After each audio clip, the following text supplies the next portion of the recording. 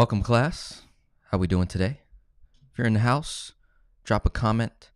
Let me know that you're here, ready to go, ready to get started, analyzing your numbers. Hope you got your book ready, coffee ready, pen, pencil, your 4 major numbers written down. I'm ready to get to work. Who's ready to get to work? Comment below. I'm ready to get to work. Hello, Timothy.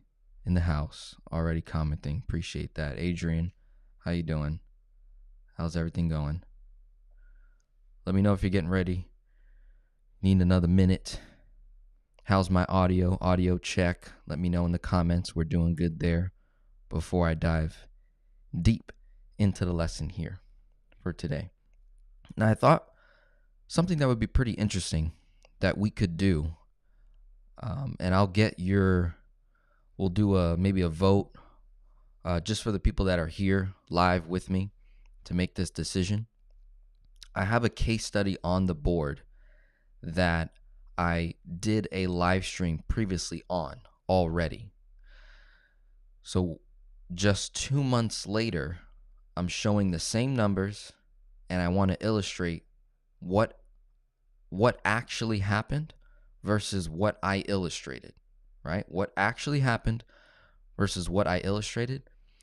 And based on today's lesson, and if you catch that other live stream that I did, I'm going to share my screen and I'll drop the link in the chat to that video so you can go back. And I thought it'd be cool if maybe I just take this one case study and I do a live stream every quarter, maybe, or every chunk. Right, from chunk to chunk, showing the progress, the real numbers.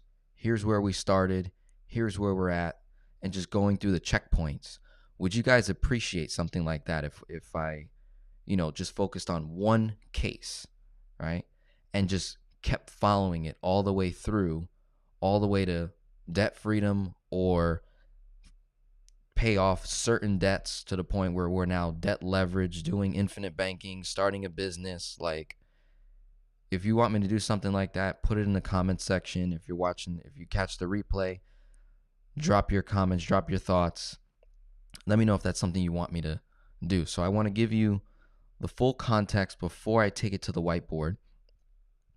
I'm going to share my screen and show you the video, the previous live stream that we did. So let me just copy this. I'm going to drop it in the comment section. Right. Boom. Got it on the screen. So this occurred on this. I think this video took place October or August. I'll have to look. Right, end of August, probably October. Here were the numbers. Here's where we were at. All right. And let me just get a confirmation. I'm going to look at my notes real quick. Yeah, so I had spoke to the client on August 29th, right? 2022. That's what I have in my notes. August 29th, 2022. And then I did a live stream most likely on September 2nd. No, that's a lie.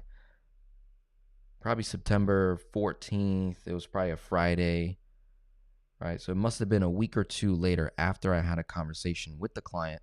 We mapped out the numbers.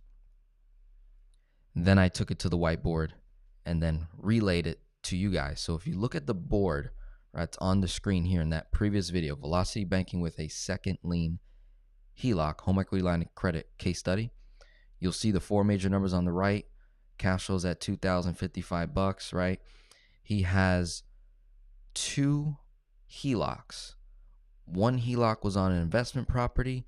The one that's circled, right here, that circled HELOC was at 50 grand. 3.75% was the rate just 2 months ago, and he was in the process of increasing it to 60 grand. What actually happened was he got it increased to $100,000, and that's what I'll illustrate on my board today. And that rate has gone up from 3.75% to the latest numbers that he gave me. We're now at 5.5%, and that is likely to continue to increase, right? Because of what's been going on in the marketplace.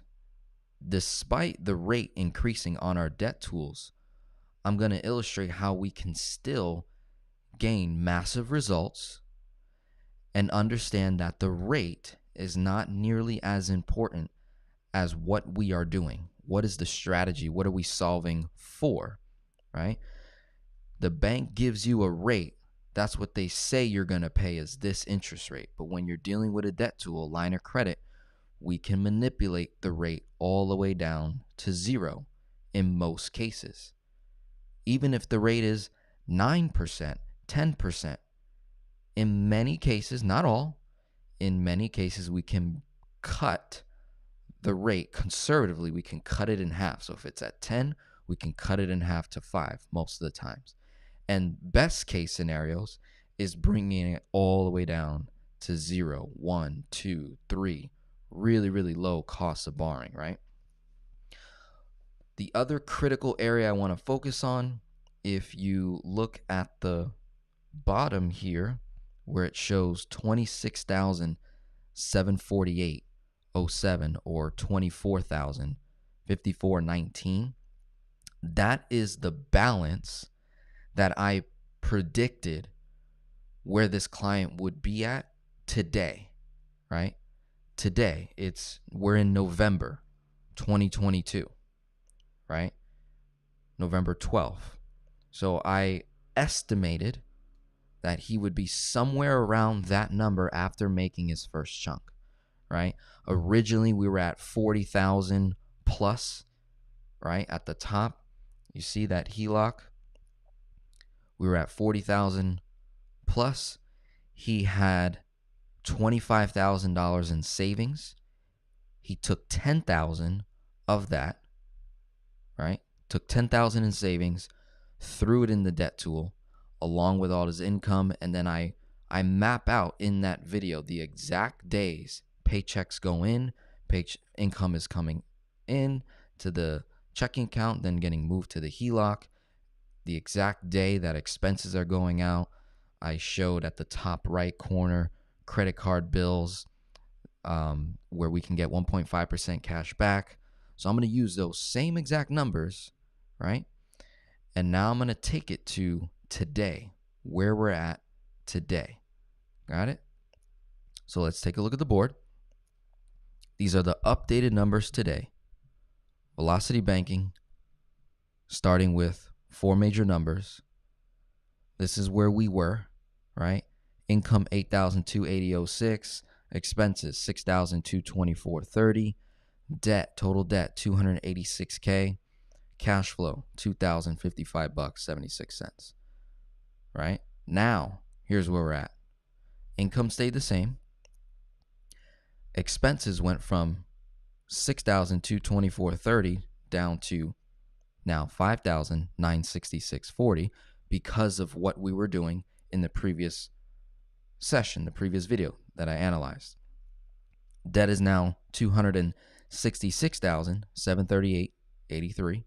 Okay? That's chunking plus you're continuously making your monthly minimum payments, right, towards your other debts. That doesn't stop. So that's also bringing the balance down while you're focusing on that one debt that we're chunking at. Cash flow is now at $2,313.66. HELOC update. Home equity line of credit, second position, primary home, 100 grand, 5.5%. Here are the debts that we're analyzing, that we're looking at. This is the other HELOC that the client has on a investment property. 6.74% is the rate. $725.82 is principal and interest payment, and we owe $43,974.01. Right? That's another home equity line of credit, second position on an investment property. We're in the state of New Jersey, I believe. Yep. I believe we're in the state of New Jersey for this case study. Personal, right?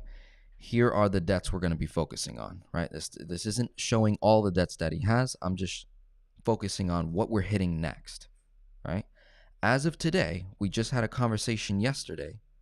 He said, Denzel, balance on my HELOC is now $21,708.83. He beat my numbers by over $3,000+. And so we had a conversation. He said, I think I'm ready to make my next chunk, right? And this is what I do with my clients typically is in my coaching practice, right? When I'm working with people who are either doing velocity banking or doing velocity banking and infinite banking, or you're in the debt snowball velocity banking pregame work, we have phone calls based on the windows that we strategize over. So in that first call that we have, I am analyzing where you currently are at. I'm meeting you where you're at. And then I say, okay, over the next, depending on what we cover in that call, usually I'm able to map out the next 4 to 6 months. Very conservative. Sometimes I can go up to a year, maybe longer. I don't like to project that far because things can change, right? Life happens, emergencies, right? Things happen. But looking at the next 4 to 6 months is very realistic, where I can say, hey, if we just do X, Y, Z, 1, 2, 3, A, B, C, bum, bum, bum, we're going to increase our cash flow by this much. We're going to reduce expenses by this much. Income may go up by this much. Credit score may go up by this much. We'll get the debt tool in month 5 and then start doing velocity banking a couple weeks after that, or immediately, right? And so when I'm having calls, usually it's we have that call, you go do what I said, and then once you've done it, then you book the next call, typically. Or what will happen is there's confusion, right? Someone gets wait a minute, I need another call, Denzel. Let me just reiterate. I want to make sure I have it good before I make this move, right? Just want to make sure I'm good. This is what the client did. They were ready to go, but they had a phone call and were like, I just want to make sure I'm on the right page, that my thinking is in alignment with your thinking. Let's collaborate on the numbers, make sure I'm on the right page. So this is what the client suggested, right? Looking at his debts. He said, look, I'm at $21,708.83 owed on the debt tool. $100K is the credit limit.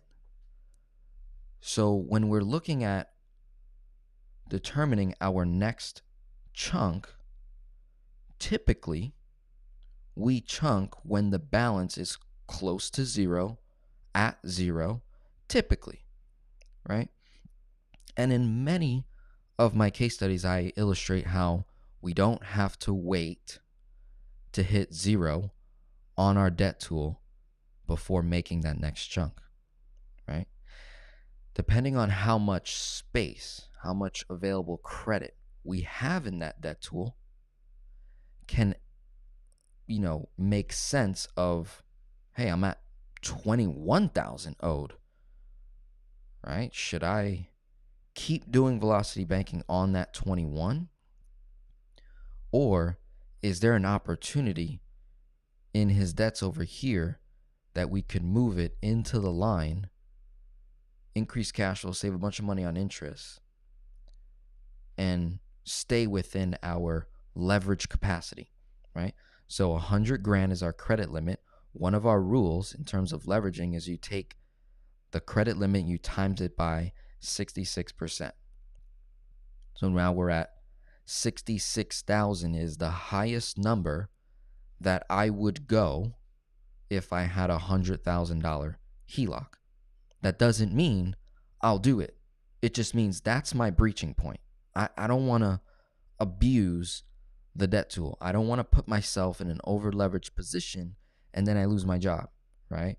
or wife gets sick, kid gets sick, emergency, life-altering situation happens.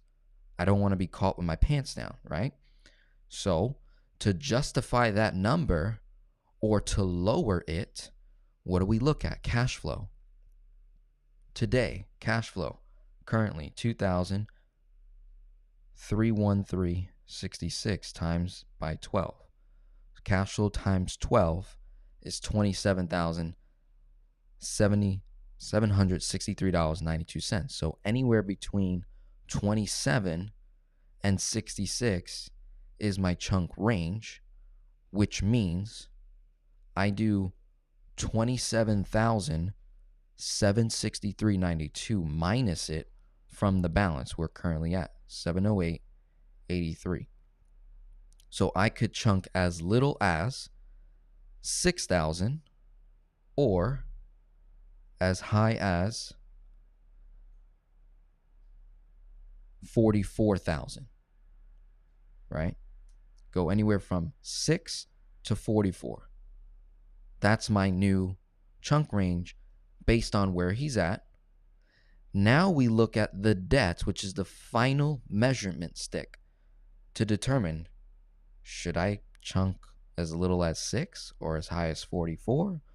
Or is there a number somewhere in between that makes the most sense?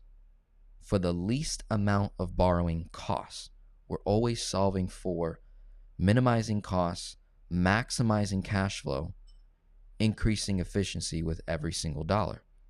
That runs through our velocity banking strategy. So we said, okay, we've got these two mortgages here, 7.25%. That's higher than 5.5. We got two credit cards at 0%. We're not going to touch them.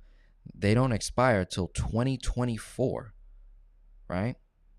A common mistake that a lot of people make, this client did that as well, is you guys will typically take whatever is owed in your 0% credit card and you divide it by the amount of months that you have zero interest, and that's what you'll make your payment. Now, in the velocity banking strategy, you're sending dollars to a location that isn't charging you any interest. Meanwhile, you're getting smacked over here at 12.49, smacked over here at 7.25, smacked over here at 7.25, smacked again at 6.75. You're getting smacked everywhere, yet you're sending dollars to a location that isn't charging you any interest. That does not make mathematical sense. So what we typically do when we're doing velocity banking, this only applies typically when we're doing velocity banking or you're in the pregame work leading up to velocity banking. Just pay the monthly minimum. Just pay the monthly minimum. Redirect that cash flow to another debt. By the time you get to the expiration of that credit card, your cash flow will be higher and you'll have capital and access to wipe that out in one shot. Or you get another 0% credit card and do a balance transfer. Pay nothing in interest, because credit cards that offer 0% balance transfer and 0% balance transfer fee exists. And if you do the proper research, find that card, that's an alternate move there, or you just move it into the debt tool that you're using and pay nothing in interest, right? Minuscule, pennies on the dollar, right? So we came to the conclusion that I owe 21 currently. It's November 2022. Just 2 months later, doing velocity banking, we brought the balance from 40 plus thousand down to 21. Not bad for 2 months. So he's like, look, I'm ready to go. I'm comfortable, Denzel.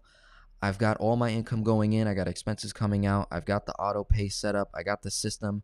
I know exactly when money coming in. I know exactly when money is coming out. I know my numbers. I'm disciplined, right? Client on the board here is a police officer, okay? Typically, the most successful people in velocity banking that I work with are going to be people who are military background, military families, military wives, okay, nurses, doctors, dentists, the people that put you to sleep. What do they call those people? Anesthesiologists, right? Those people are really good. Police officers, first responders, okay? You guys, engineers, okay? You got scientists, pharmaceutical that work in, the people that you get the prescriptions from. There's a whole systematic approach in that whole thing. Anyone that comes from a disciplined environment, farmers, okay? Anyone that comes from a disciplined environment or hardworking environment typically see the fastest results, the most success across the board. Happens every time. Because I don't have to coach you on why you should cancel Netflix, right? I don't have to coach you on why you should cut eating out by 5 times a week down to 2 so you can redirect $100 a month, right? Or $100 a week, which is $400 a month in cash flow, which is multiple thousands of dollars in a year, so you can get debt-free fast. I don't have to do none of that. Very, very rare do I have to coach people on that. So you guys are going to get the fastest results. You're going to comprehend the strategy that much faster. And it's exciting. It really is. When people beat my numbers, guys, every case study you see on my channel is conservative. And they look amazing.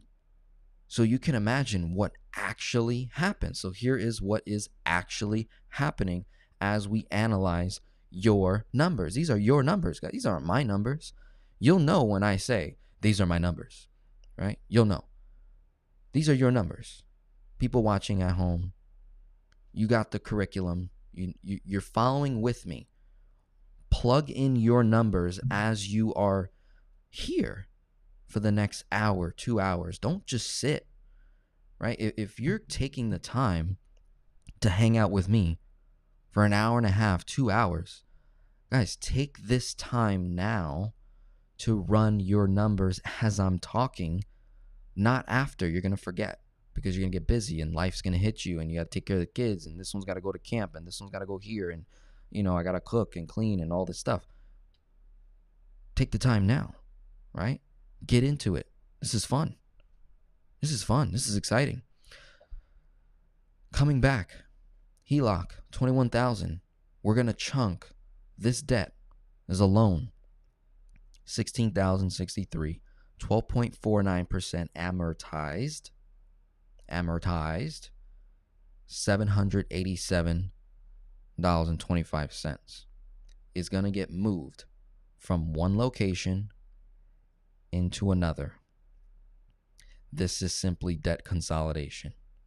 Except what most people do when they go to a debt consolidation company is they have to pay origination fees, other interests, right? And there's terms and you have to surrender to the rules of that debt consolidation company, and that can sometimes tarnish, ruin your credit, and many other factors that people aren't aware of. So we're not doing debt consolidation how most do it. We're consolidating debt and paying nothing in the process. Literally nothing. Nothing. Zero. Zilch. Nada. Okay? You with me? Comment below. I'm with you, Denzel. I got it. Clear. We're moving one debt from one location to another. That's it. No scam. No magic. Okay? No hype. Right?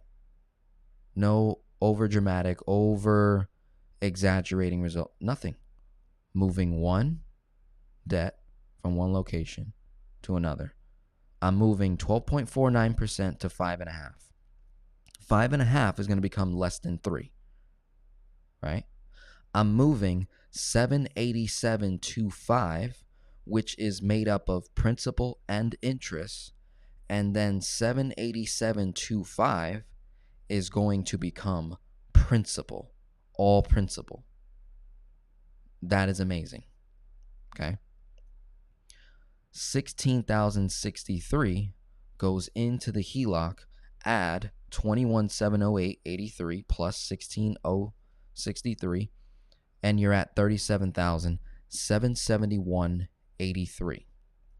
So the highest balance should go up to 37,771.83. Now, here's what I did to be conservative is I'm pretending like we're in December 1st, right? December 1st, first week of December.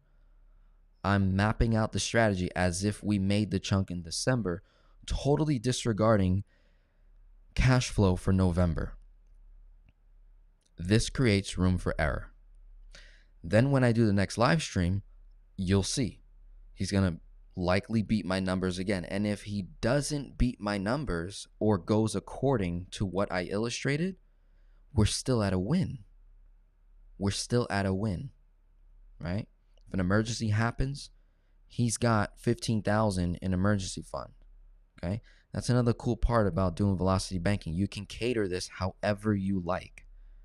You can truly cater this however you like. If you're like, Denzel, I need to have $10,000 in a separate savings account over here, or 20 grand or 20, whatever that number, I need to have money over here before I start the strategy. That's cool. Let's do that. In the meantime, we'll just snowball. We'll build our credit up. We'll get access to the best line of credit, right? We'll position. We'll move all the money to that new banking, right? We're getting in position to move forward. It's good stuff. So here we are. We're at 37,771.83. Okay, highest balance. From there, income goes in. We're in December. We're recording in November. Bear with me. Pretend like we're in December. Income goes in. Expenses are now, right? They go from 59. They go down to 5,179.15. So that means over the span of 30 days in the month of December, $5,179.15 will come out of the HELOC. The rest of the cash flow is 100% principal, right? Because when money goes in to the HELOC, every single time money is going in, it's principal. And then what happens is the interest comes out of the balance. So it's not like I have to put all my income in and then I have to make a payment, right? That's not what's occurring, right? When money goes in, that is the payment. Every time money goes in, that qualifies as a payment, which means it pushes out your due date. Well, it'll show 0. Or on the due date, the only amount of money that comes out is whatever interest you owe in that 30-day, 25-day, that cycle, right? That's all you pay in interest, but it's not coming out of another account. It's coming out of the HELOC. And all it does is it increases the balance out of the HELOC, right? Pretty cool. So end of December, we're around 34,670.92. Income goes in, expenses come out, right? We moved 12.49% to 5.5%.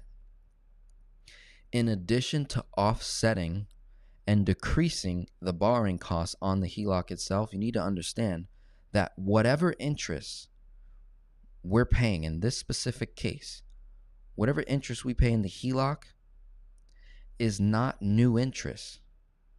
The interest came from over here, 12.49. You were paying interest already in the 787.25. So all I'm doing is paying less over here and making the dollar even stronger towards the overall debt itself. This is now gone, right? That installment loan gone off my credit report. Access to cash flow is much higher now, right? We're like 3,000 plus at this point. Not bad. Here is the overestimated borrowing costs in month one, $153.54. I can guarantee you that's how much he's paying over here in the 787, maybe more, right? Or has in the previous loan payments, right? Just in that debt alone. So it's the same interest, just got moved. Boom. Now it's less. Because we're doing velocity banking, all money's going in, expenses are coming out. Okay, cool. Then we're running bills through a credit card, which means more of my dollars stays in the HELOC for a longer period of time, which lowers the 5.5%. So I'm not actually paying 5.5. When I run the bill through the credit card, I'm getting cashback rewards, 1.5%, $30 on average. He's getting more. I underestimated, $30. So you do 153.54 overestimated borrowing costs minus 30.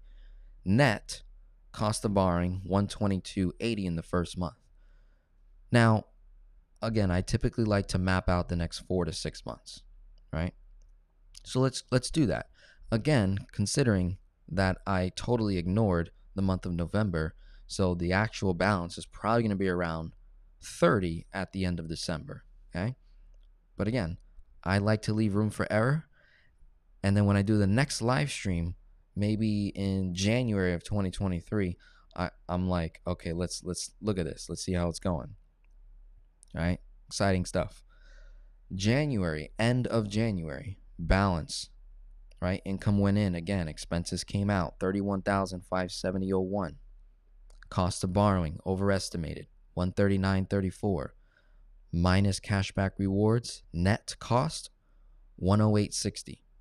February, $94. Here's what I did at this point. There's a $14.20 difference between $153 and $139. So I went ahead and did quick math and just did minus $14, minus $14, minus $14 each and every month, because as the balance is going down, so is the interest cost, right? So I just, again, underestimated, right, what the actual difference will be month to month, and just said, okay, well, from December to January, it was a $14 difference. So I'm just going to minus that number, right? And notice how it just keeps going down. So by the time we get to May, we're lower than where we initially were at 21,708. He felt comfortable around 21,708 doing a chunk. So this is just even more conservative, where we're like, okay, the next time we get close to that number, 21, is an indication that we should probably consider the next chunk, right? So again, I went further out and said by May, we're at an ending balance of $19,166.37. Cost of borrowing went from 122 all the way down to $51.80, right? And if we were to calculate, okay, what's the total cost of borrowing? 51.80 plus 66 plus 80.20 plus 94.40 plus 108.60 plus 122.80. 523.80, right?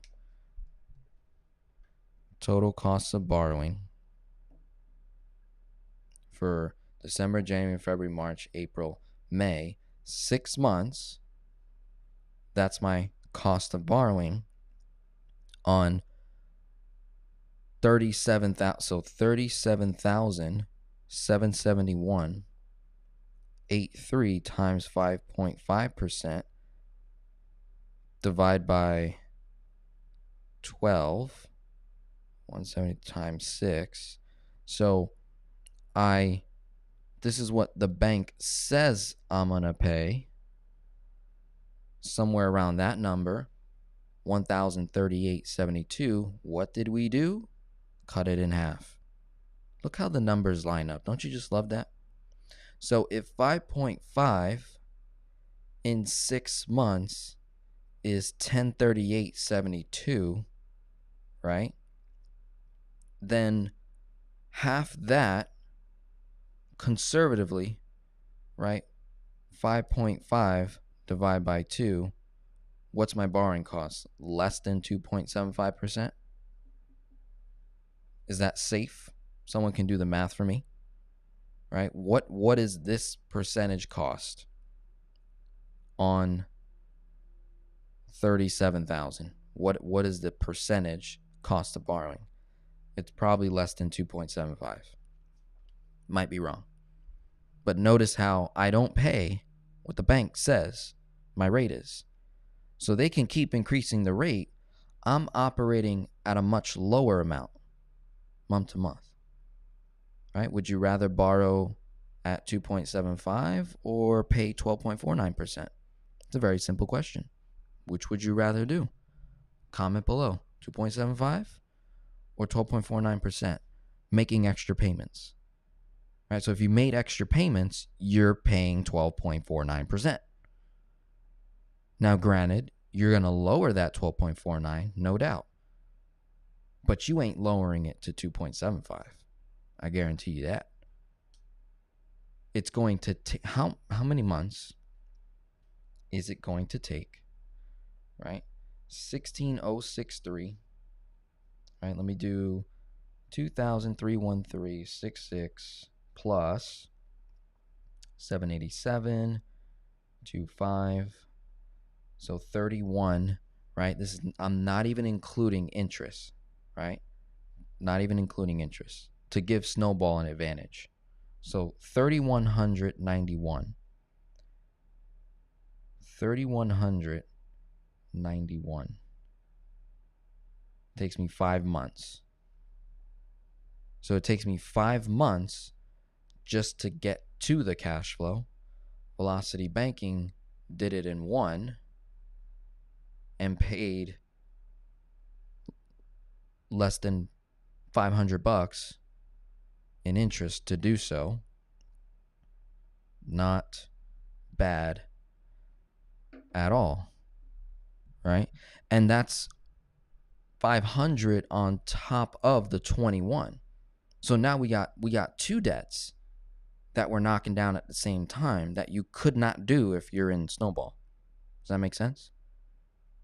So technically there's an unfair advantage for Velocity Banking, but it still comes out on top because we were just focusing on the 31 hitting the 16. In Velocity Banking, my 31 is hitting 37. And in 6 months, I'm at 19. Whoa, conservative. Reality, by May, I should be around 16 and some change. But here's the thing. I would have chunked the next debt. So while they're still in month 5, so I'll even give them the month of November, December, January, February, March. So March, the loan is done. Now they're at the next debt.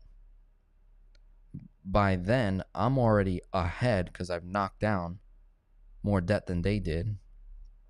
And by May or sooner, I'm going to eliminate the next debt before they eliminate it. Does that make sense? We're going extremely fast here. Okay? So, May 2023, 6 months later, is the range for this client to consider, hey, around this time is when we'll likely chunk, but you might do it in April. You might do it in March, right? April, we're at 22. That's a good time to chunk. Just looking at what's the next opportunity. Let's say 5.5 increases to 7%, right? Let's say it goes up to 7.5. Let's say it goes higher than 7.25. Is it going to make sense for me to move that over here? Absolutely. We can make mathematical sense of that because, again, I'm not paying 7. I'm paying 3.5. 3.5 is less than 7.25, and I get to the cash flow faster than traditional snowball making extra payments, right? So the second chunk would likely bring my balance to as high as 54,319.37, which would mean that I chunked both of the debts. That means I moved 7.25 to whatever the rate is. And then I move 618.53, 437.87. I get 1,000 plus in cash flow. Cash flow goes up to 35.38.78 being the lowest, or 4,157.31. And I'm still within what? My leverage capacity. I'm still under 66,000, right? If I go the highest to 54, I still got all that space. He might get to the point where, you know what? I'm going to move that 15K that I have in savings, earning nothing. Might as well throw it in there, right? He might get to that point, or he might allocate this money somewhere else to an investment that creates more income, which produces more cash flow, and that cash flow goes in here. So there's a lot of other things, projects that we're doing other than velocity banking. Velocity banking is just the operating vehicle of our dollars going in and out. Once this is automated for this client, because they'll get to a point where it's just automated, they don't have to think, right? Which alleviates time for them to focus on a project to now tackle the top line number. How do we increase this number? Because it's only going to improve the cash flow if I increase the income, maintain expenses. More cash flow means more opportunity, means faster we pay off the debt that we're trying to hit, right? So that's it. Just mapping out 6 months.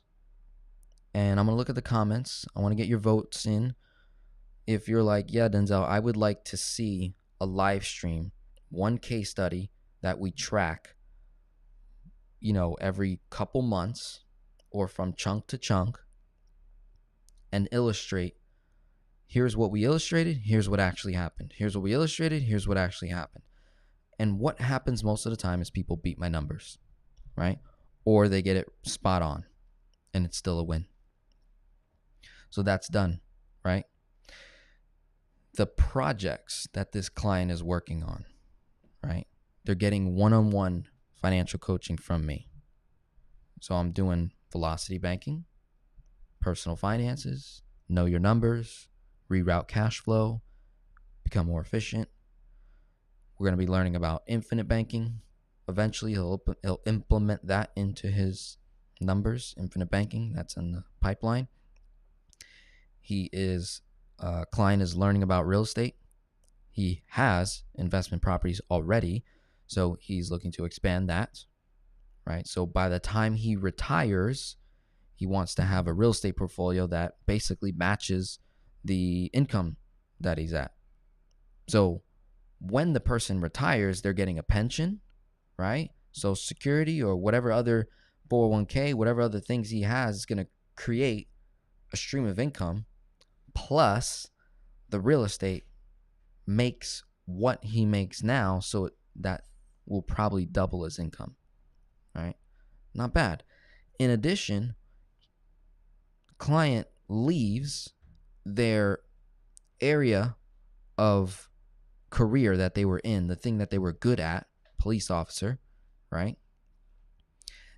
Once they've done their time in that industry, now this client gets to move into a passion project, or I should say walking further into our purpose, right?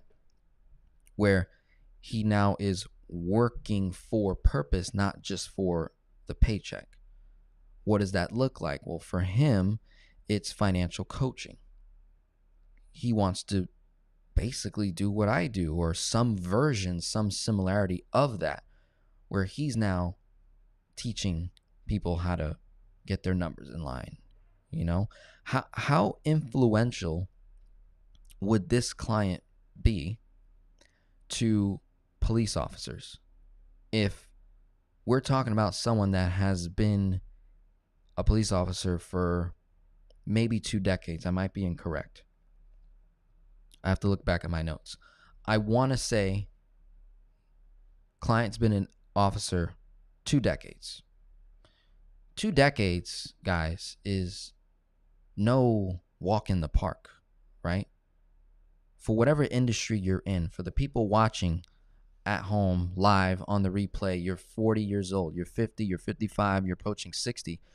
You've got 20 plus years under your belt in an industry that is constantly bringing in young blood to do what you do, right? Do it better. Could you not be a consultant for those same very people that are going to look up to you? So in this case, he's like, all right, love these strategies, Denzel. This is good stuff. I love it.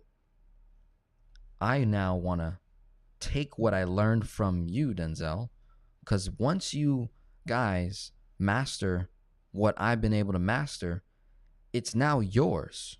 It's yours. So you're now self-sufficient. You don't have to come to me. You now know it.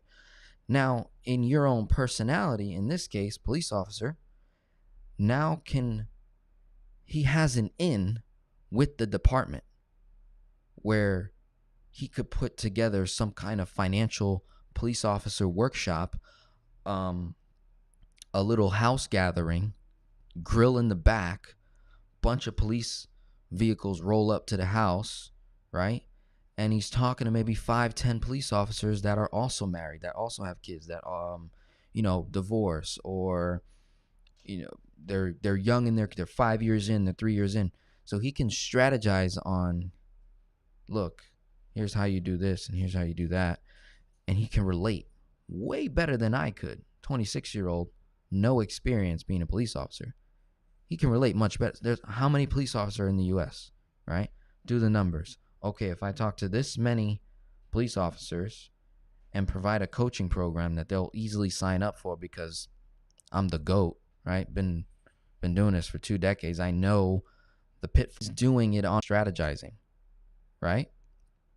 Where that's going to bring in more cash flow, but not just more cash flow, more income, but more impact. Will he not work even better? Will he not be even more productive, walking in purpose, if this is something that truly wants to do? So that's what we're building, right? And so in addition to one-on-one coaching, I'm now showing him how to build a financial coaching practice.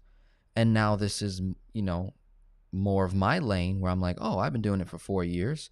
No, I'm not the number one or the best, but hey, you got me. There's nobody doing this right now. Because I was talking to him yesterday. I was like, the opportunity is insane. There's maybe 15, 16 or so velocity banking influencers, right? People like me who know velocity banking, teach it, make content on it, coach on it, charge for it. Maybe 16 people in the United States, right? So there's a blue ocean right now. It's pretty intense. There is tons and tons of people asking the question, what is velocity banking? How do I do this? How do I get a line of credit? I want to pay off my house in 5 to 7 years or less. I saw this video. How can I go about doing this? Right? So the trend, right, is increasing. People are asking the question. People are willing to listen more than ever before. We're in a marketplace today where there's market volatility. People are scared. When people are scared, they tend to listen more, right? When they're worried, when there's fear, when there's doubt. So now's an amazing opportunity to capture people's attention and provide immense amount of value. So what I'm going to do is go to the top here, see what you guys are saying, right? Let's see if we got any questions. Any questions at all? Now's the time. I'm done. I finished. That was the case study, right? And I saw some people saying yes to see the final results. Good idea. More proof of how well this works. Yeah. With your capacity, I know you're able to take at least 5 projects at once. Cool. Yeah. So whether they're talking about me or the case study on the board here, it's you know, like, okay, the client's main project is their own numbers. That's their main focus. As they're working on their free time, downtime, we're building that financial coaching practice, building that real estate portfolio. We're giving ourselves about a 5-year or so window to put all this in place. We're sitting sweet.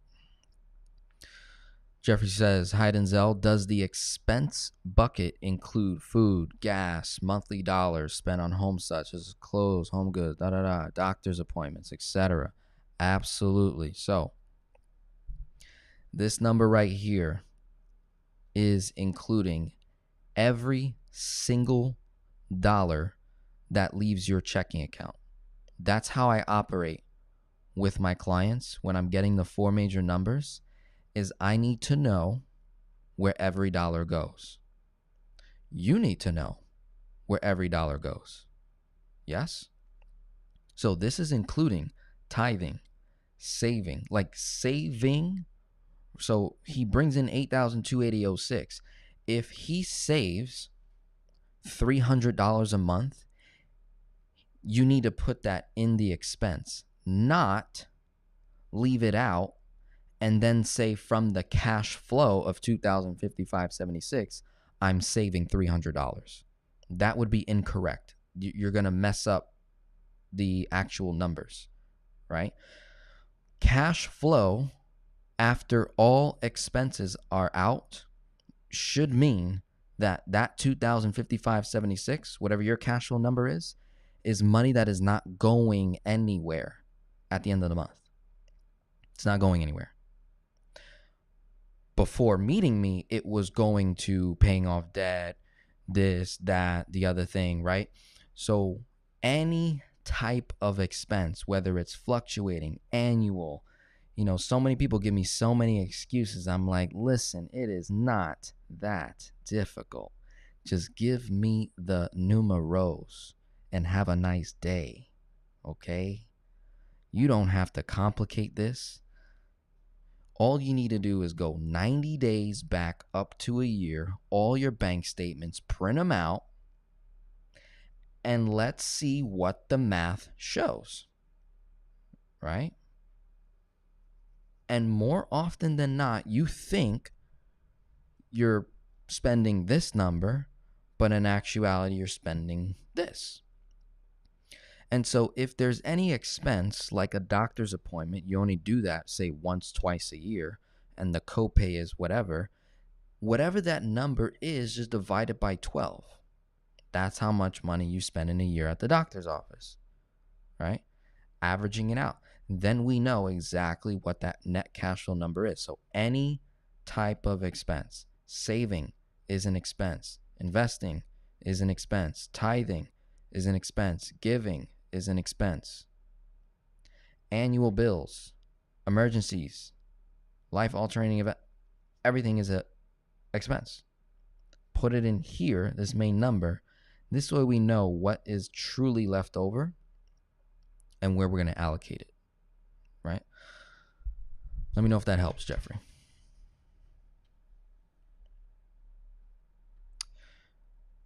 Yep, we need that in our lives. Good. Good morning from Mississippi. Awesome. I'm with you. Got it. Love it. I'm with you. Gress, track a live case. Okay, cool. Yep, Eric's answering. Yep, he gets the deal.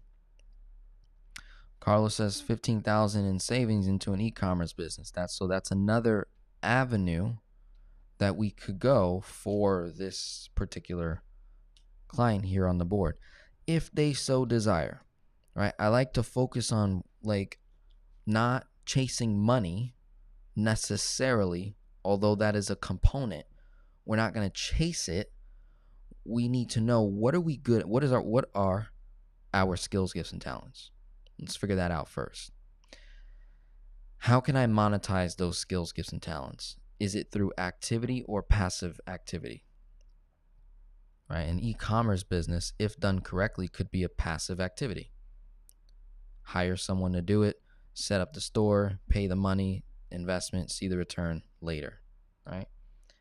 Active is ideal when you're first starting out because you've got more control over that activity and can produce way more returns faster than a passive opportunity. Always, right? So I like to focus on the activity first and then take that activity profits and cash flow and then throw it into some kind of a passive cash flow vehicle that provides protection over the activity.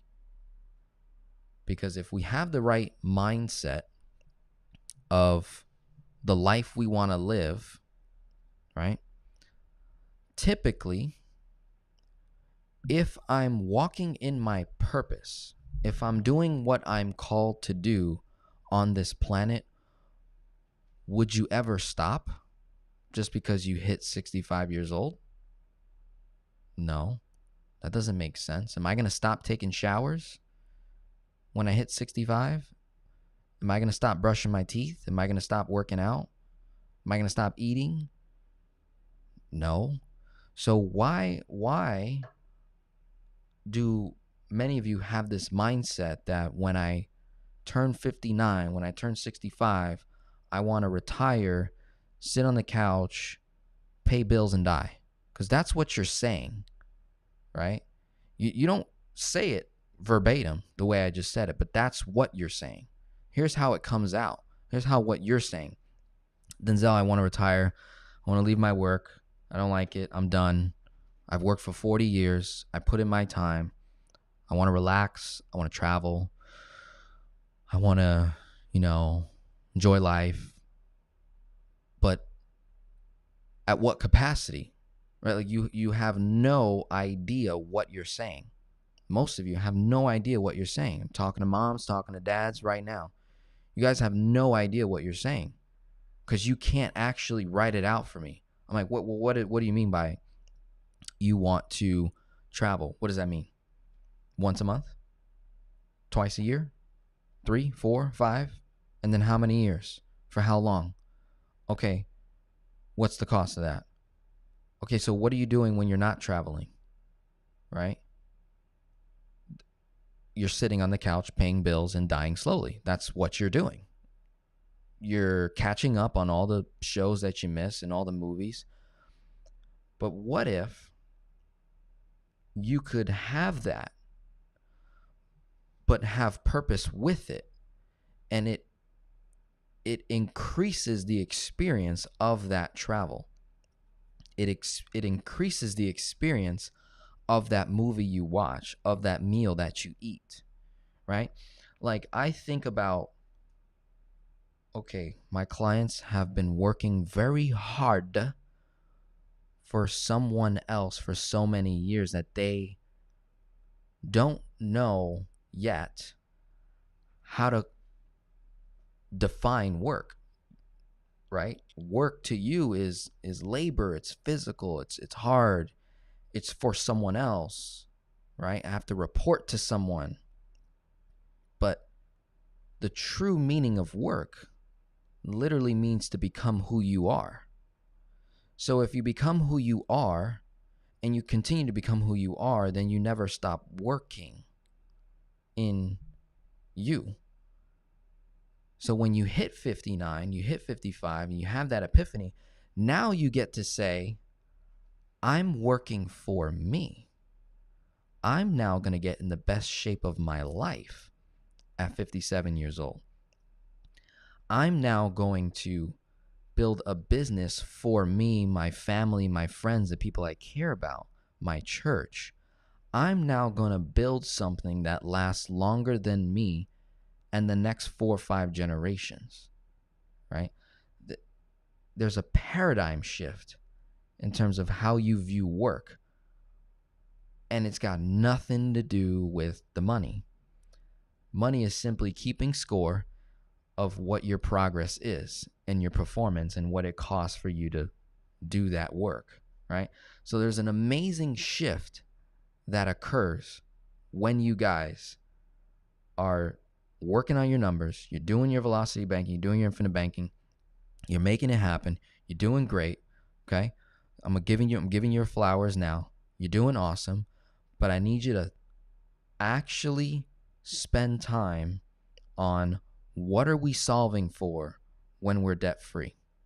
Because many of you are just telling me, once I'm debt free, I'm going to relax, I'm going to take a couple vacations.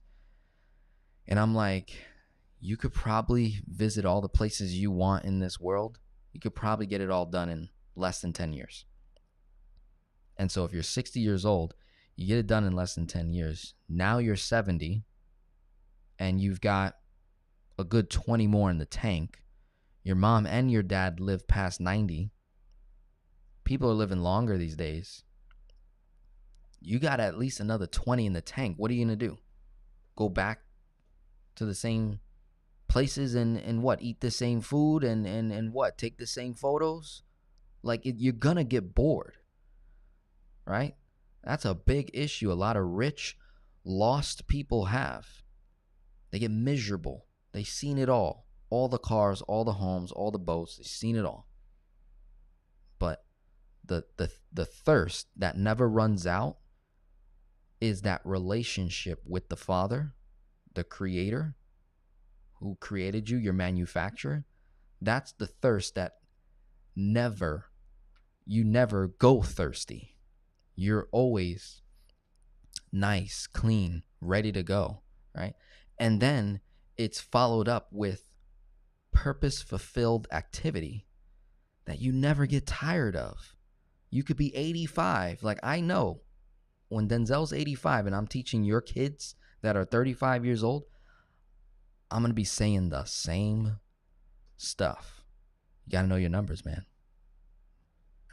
Go ahead. Keep telling me your life story and how your girlfriend left you and you know, you got a divorce, kids hate you, whatever.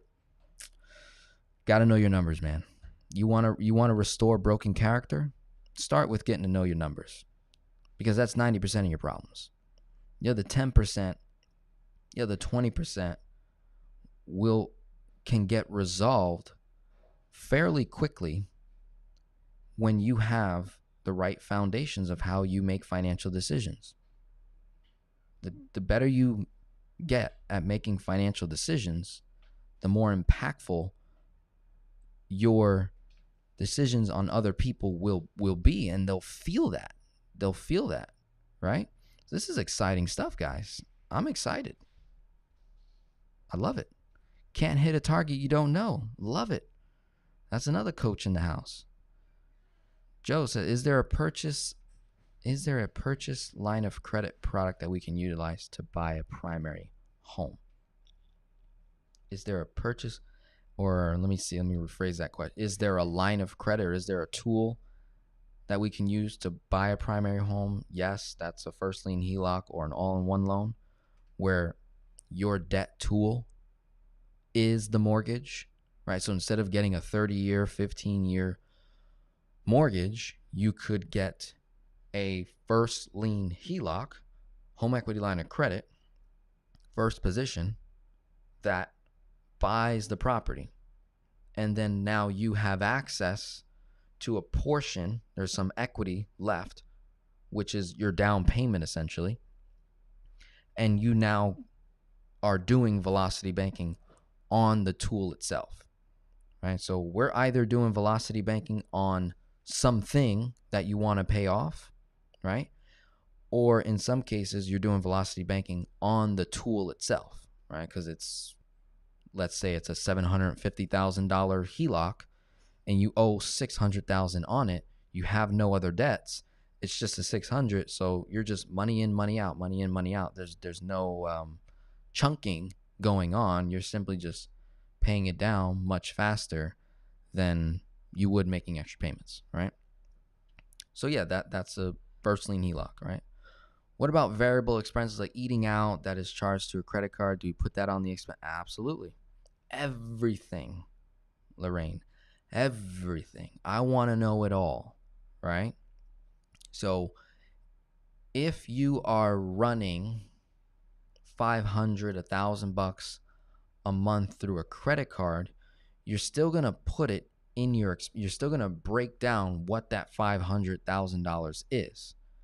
So if it's a fluctuating expense, all you have to do is go back 90 days up to a year and see how many times did that expense come up and what was the cost. Okay, it was 50, then it was 100, then it was 200.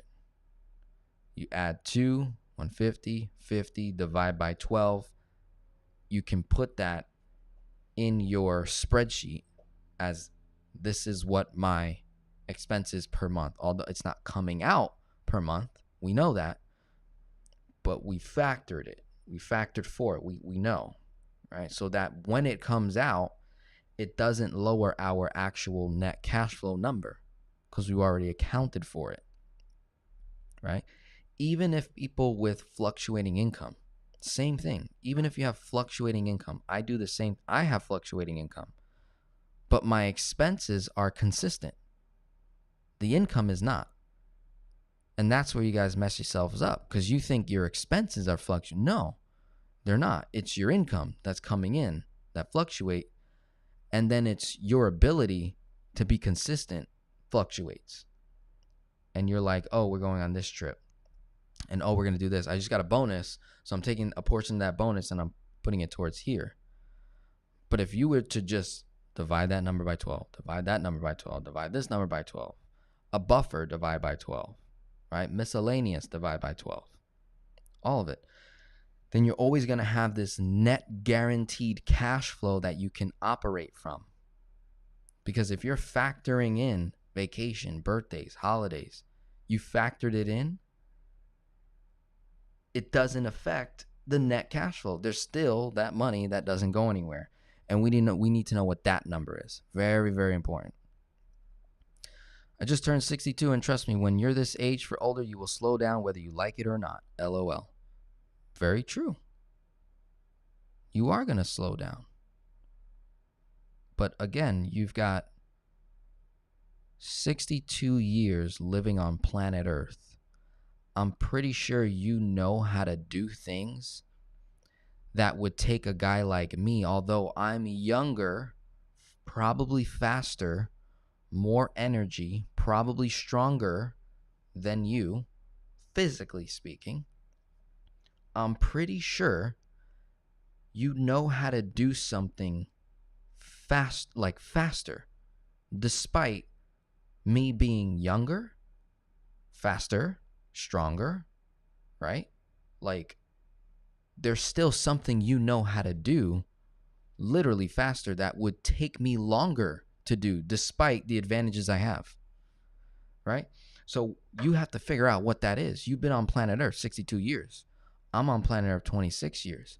What do you know that you could do, that you've been doing, that it looks like magic when other people are watching you? You're like, how'd you do that? Okay, show me how to do it. And I'm over here like trying to figure it out. And it's still taking me longer. Okay, well, if all you did was monetize that and say, I'll teach you how to do it. Here's my rates, right? I'll coach you. I'll train you. I'll give you the advice. I'll help you avoid these traps, these missteps, right? So despite us getting older and slowing down, right, these are all misconceptions. It's like, no. It's not that you're slowing down. You're just getting more effective, right? You're doing things more strategically because you have to use your mind more now than your body. And that's your issue with a lot of you 60-year-olds, right? And your 70-year-olds that I talk to. You guys keep telling me, oh, Denzel, you get to this age. I get it. Okay. You're at that age. But your mind is still solid. Unless you got Alzheimer's, different story. Unless you got PTSD, like your mind is in chaos, different story. Different story, right? But for the majority, that's not the case. You're creating excuses. Most of you are creating excuses. I have clients that are paralyzed, neck down. Guys, I got clients that are paralyzed, waist down, operating with one arm. They got one limb available, and they're doing more work than most of you with two limbs, right? Two arms, two legs, fully functional brain, no trauma, other than your daddy left you when you were young. Okay, that's all you got. Not to diminish that in any way, right? I grew up without a dad too, right? I get it. I'm not going to diminish anyone's trauma, but when you start making excuses and you stay in victimhood, right, instead of holding yourself accountable, there's something to be said, guys. There is something to be said. When you see, like, there's this guy, he's like a pastor or a preacher. He's got no arms. He's got no legs. And he's probably making more money than everybody in this room. You guys know who that is? If whoever knows who that is, put his name in the comments, or if you catch the replay. There's a guy, no arms. The whole thing is gone. The whole thing gone. No arms, no legs. He walks. How do you walk with no arms and no? I seen him live. Like, I went to, it was like a big Christian thing. He was a speaker, and the dude was walking with no arms and no legs. I don't know how he balanced. I was shocked. I must have been 18, 19, 20 at the time, something. And I'm looking at this dude on a stage. He's got the mic, right? He can't even adjust the mic, right? It was perfectly set for him. I mean, the dude was passionate. Like, he looked like a giant, guys. He looked like a giant. It was amazing. Thousands of people were watching him. No arms, no legs. He's walking in his purpose.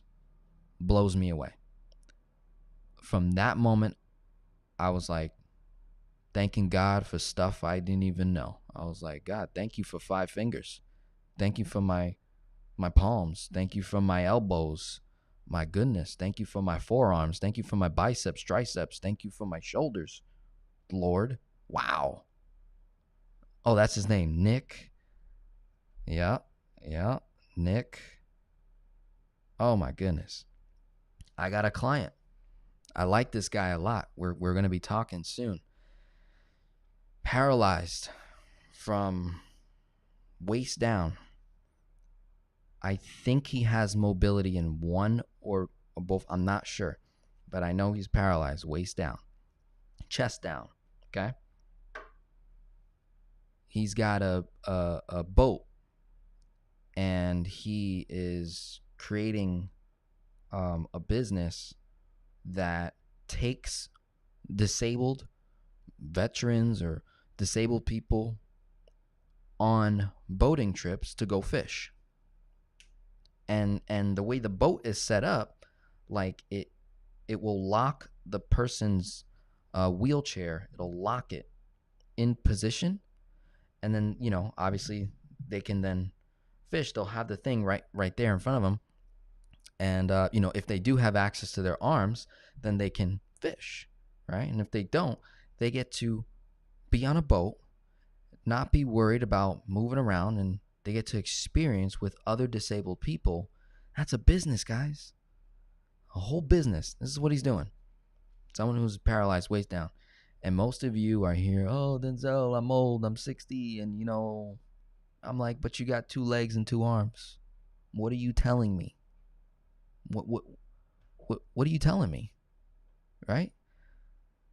Come on now. Let's stop playing games. Let's stop playing games. Any other questions here before we close out? This has been great. I've just been babbling. All right. Take a look at the board one more time. Got to know your 4 major numbers. What's your debt tool? What are we chunking? What's the strategy? What's the projects you're working on? Break it into those components. That's 1, 2, 3, 4 components. 4 major numbers, debt tool, debts, chunking, strategy, projects. What are you working on? Right?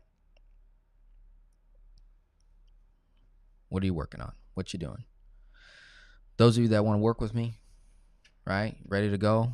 We're in November right now. I'm doing a Black November sale. Pretty fun. First time I'm ever doing something like this. It used to be just Black Friday. Then it was Cyber Monday. Now it's Black November. The whole month is on sale. So I jumped on that.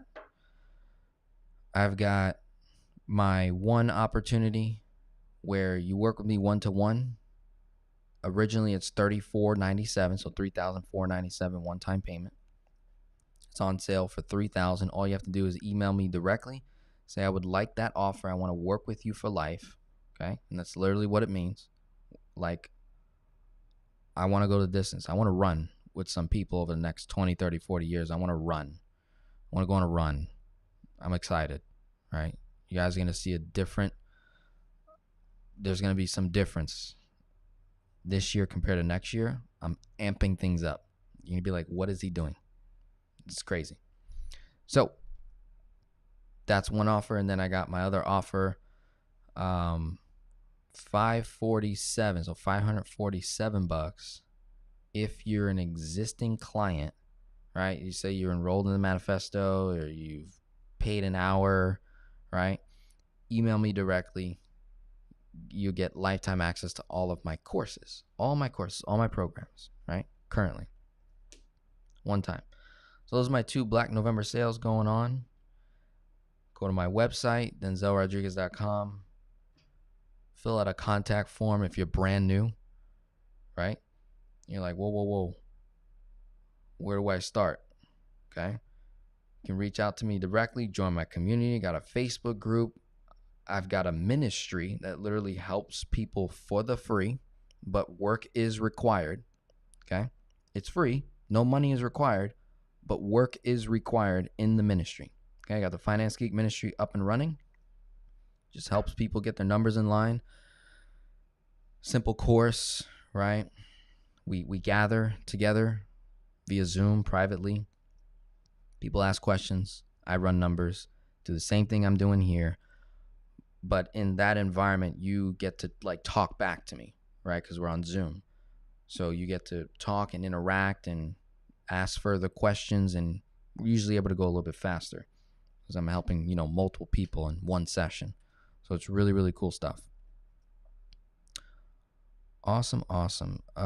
Getting ready for our call next week. I have the following: income, expense, cash flow, debt, interest rates on debt tools, credit score. Am I missing something? No, I would just say whatever goals, right? Just have those listed out. Here's what we're solving for, Denzel. Here are the numbers, but here's what I want to solve for, right? Financial freedom, traveling, more time with wife, more time with kids. Like, let me know what am I solving for. That's about it, But other than that, once I have the numbers, man, just put me to work. Guys, I just want to work. I want to become who I am. I just want to work, right? I want to serve. I want to be that cupbearer in your kingdom, right? I want to be in the room. I don't need the recognition. I just want to be in the room when the stuff goes down, when the information goes out at the high table of your kingdom, right? I want to know what opportunities are going down. I want networking. I want strong relationships when stuff hits the fan, when markets go down. I want to be able to be welcomed into your kingdom, right? I want to have strong relationships where we're going to war together. We're battling, okay? And I know that you're my brother in Christ, you're my sister in Christ, and I know who I can turn to, right? I want people like that. That's what I'm solving for. Kingdom. That's my end game. Kingdom. right? Let's see. Limiting beliefs. Yep. Oh, yeah, got you. Yep. Boom. No other questions? I'll stop it here. Quick lesson, quick session, right? Love it. I usually go like 2 hours long, but this is good. So I had a ton of fun. Thank you very much. God bless. Okay, enjoy the rest of your weekend. I have a phenomenal event this tonight. Gonna go see the Gypsy Kings. Can't wait for that. I'm excited. Let's see. Did I address everything? My notes here. Yes, we're good. Again, I showed you between November, right, all the way up till May. If he gets, this client particularly, if they go faster than my numbers, right, let's say they're somewhere around here, March, April, then I'll set up a live stream when we have a call and he's like, I'm ready for that next chunk. Then I'll set up a live stream and say, okay, here's where we're at, guys. And then I'll go another 6 months and go from there, right? Make sense? Good stuff. All right, everyone, I'm tuning out. Talk to you soon. Have a good day. And let's see, I will most likely go live next week, but I'll keep you informed. Get on my email newsletter so that you get informed of the live streams, or just stay subscribed. Hit the notification bell so you get notified of when I'm going live. You want me to run your numbers, send them to me, right? For my clients, I already have your numbers. We work together. You're good. This is really great for people who are in the free, right? You're in a troubled place, can't afford it, right? Okay. If you do the work, you follow my steps, you might be surprised, right? I put out an email, I put out a post, and I was like, hey, everyone, send me your numbers if you're not a client. Send me your numbers. Did you know that nobody sent them that wasn't a client? Nobody. I did not get one email from a non-client that was like, hey, I want, people say, I want you to help me, right? But then when I'm like, okay, here's the work, go do it. Doesn't cost you anything. Here's what you gotta do. Done. And I did not get one email. I was hoping to do a case study for someone that's not a client, right? And then I can show them how to become a client, right? Just by showing the numbers, right? That's what I was hoping for. So I'm going to do that again. I'm doing my next live stream. That's what I'm hoping to do. Someone who is not a client yet, right? Send me your numbers, all of them, in detail. I don't care if you've never used Excel. I don't care. You put it on a freaking piece of paper, write it all out, make it legible, make your kid write it if you have terrible handwriting, or your wife, either one. Map it out on a whiteboard, whatever. Take a photo, email it, write it in a Word doc. I don't care. Give me the numbers. And then just watch me go to work. That's it. Watch me go to work. Don't got to pay me a dime, right? It's kingdom protocol to give. But hey, maybe you're not kingdom yet. That's all right. Maybe you don't know the protocols, the rules, and the regulations of how to exchange value for like-kind value. That's okay. You'll learn. In the meantime, I'm just going to show you the kingdom. I'm just going to show it to you, right? You'd be like, I want to be a part of that. One last question, off topic. How to make takeaways from investment books and implementing them in real life. How to get a takeaway from an investment book, implement them in real life. Shoot, I don't know. That's a question I don't know, because I don't typically read books on investing. I usually seek out like a mentor, a coach, or someone that I pay attention to that can literally train me in the industry that they're an expert in. So I personally have not read a book on investing per se. It's more so like the mindset, understanding the economy, how the economy works, right? How things work, how certain asset classes work. And then I just bring it back to how I run my numbers, how I allocate percentages to saving, tithing, investing, giving, right? Et cetera, to make my move. So, sorry I couldn't answer that question. Maybe someone else could in the comments. But that's it. I'm going to tune out, guys. Love you all. Have a great day. We'll be talking soon.